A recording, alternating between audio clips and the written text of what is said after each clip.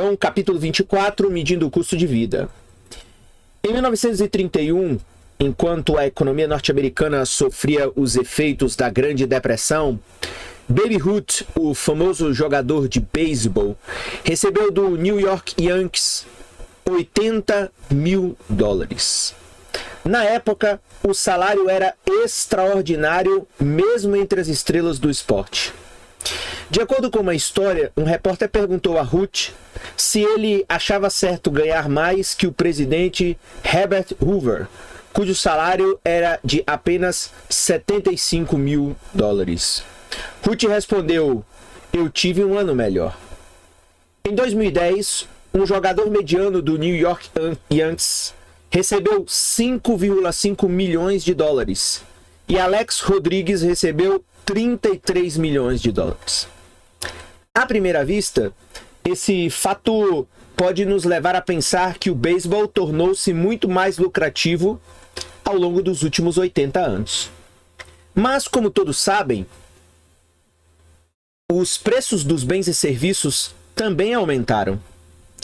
Em 1931, um sorvete de casquinha custava 10 centavos.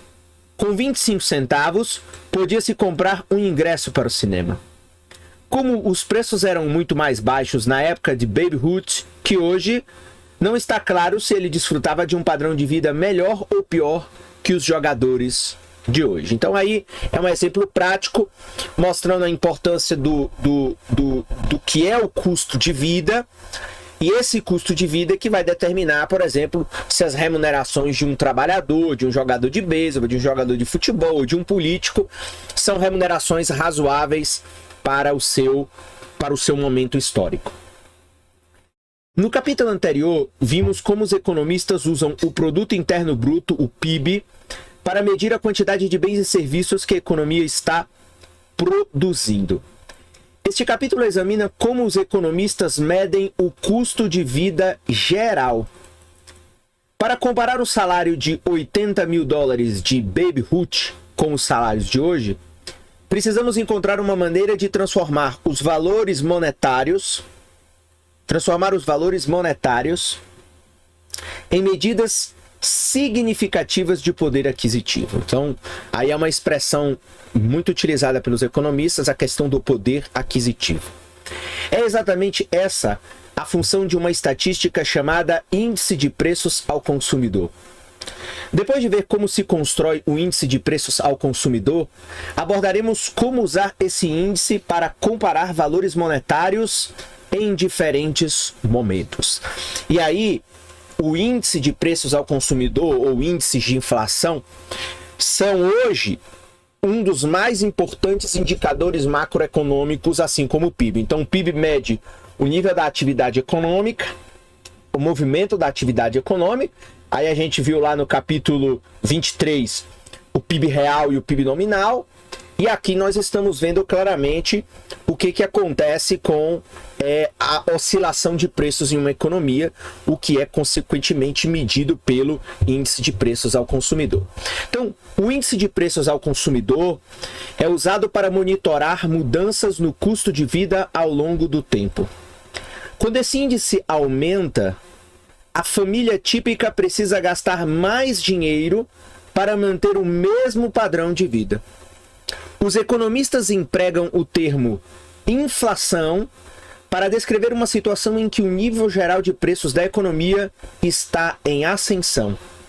A taxa de inflação é a variação percentual do nível de preços em relação a um período anterior. Então veja, a inflação descreve uma situação em que o nível geral de preços cresce. E taxa de inflação é o percentual de variação no nível de preços em um determinado período. Mais à frente nós vamos detalhar isso com mais cuidado. No capítulo anterior, vimos como os economistas medem a inflação usando o deflator do PIB. A taxa de inflação, de que ouvimos falar nos noticiários de televisão, entretanto, não é calculada com a mesma estatística. Como o índice de preços ao consumidor reflete os bens e serviços comprados pelos consumidores, é o dado mais comum de avaliar a inflação. Como veremos nos próximos capítulos, a inflação é um aspecto do desempenho macroeconômico cuidadosamente observado e uma variável-chave na orientação da política macroeconômica. Então, vou repetir aqui. A inflação é um aspecto do desempenho macroeconômico cuidadosamente observado por governos e por economistas e uma variável-chave na orientação da chamada política macroeconômica. Este capítulo fornece o conhecimento para essa análise, mostrando como os economistas medem a taxa de inflação por meio do índice de preços ao consumidor e como esses dados podem ser empregados para comparar valores em épocas diferentes. Ok? Bem, então vamos começar